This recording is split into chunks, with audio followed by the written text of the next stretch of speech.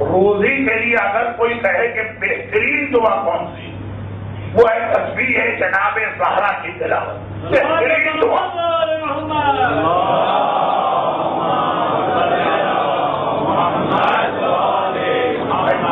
کہتا ہوں shortest easiest strongest, اتنی مختصر دعا، اتنی آسان کہ یہ بچہ بھی تسبیح پڑھتا ہوگا،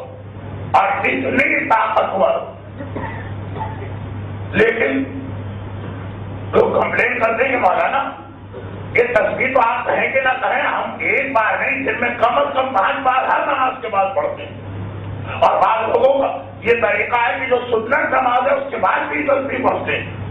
ہمیں تو وہ فائدہ نہیں مل رہا جو آپ نے کہا کہ اسٹرانگیسٹ، روزی کا سب سے طاقتور عمل، اور ایسے واقعات میرے پاس ہیں، اور لوگوں مومنین نے خود آج کے زمانے میں نہیں کہ 500 سال پہلے کے ایک عالم نے لکھا۔ آج کی دنیا میں آپ کو معلوم ہے کہ جاب بہت زیادہ انسیکیور، ہر کمپنی میں لے آؤ ہو رہا ہے، پوری کمپنی کے آدھے سال کو نکال دیا جاتا، اور کتنے لوگوں کی جاب فقط اس تسبیح کے پڑھنے سے بچے ہیں کہ کتاب پوری بن رہی ہے۔ لیکن مومن کی یہ کمپلین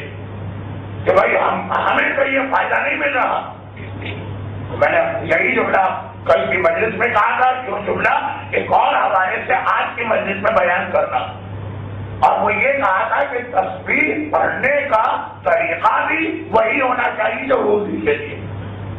تو اسلام میں کئی عبادتیں ایسی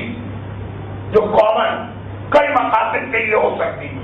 جب تک کہ آپ نیت نہیں کریں گے یہ کہہ نہیں پائے گا کہ کس کے لیے یہ عمل کس کے لیے۔ میں نے مثال دی کہ زیارت وارثہ کی نماز اور فجر کی ادا نماز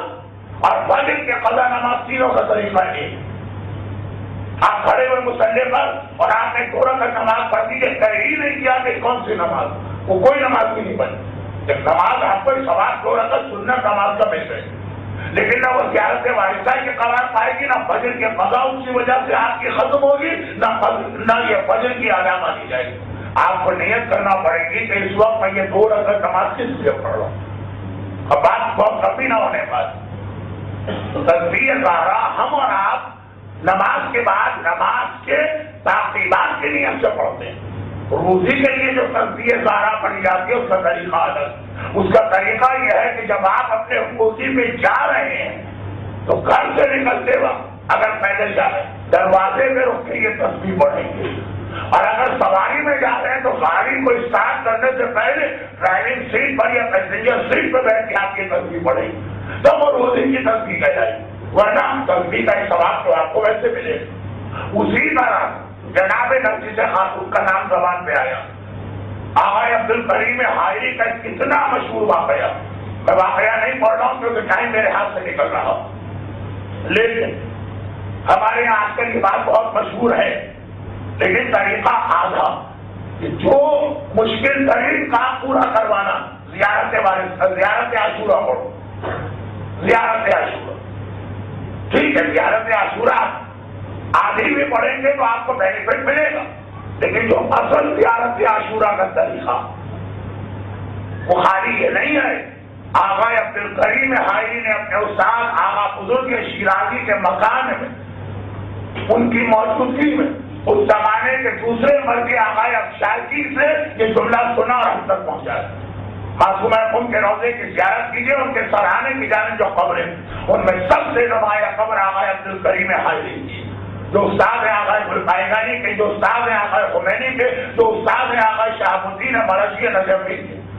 ایک عظیم شخصیت قم کا حوضہ جنہوں نے بنایا ہے آج سے 90 سال پہلے، بلکہ 94 سال پہلے۔ آقا عبد الکریم حائری کہتے مجھ سے کہا کہ زیارت عاشورہ کیوں نہ پڑھنا،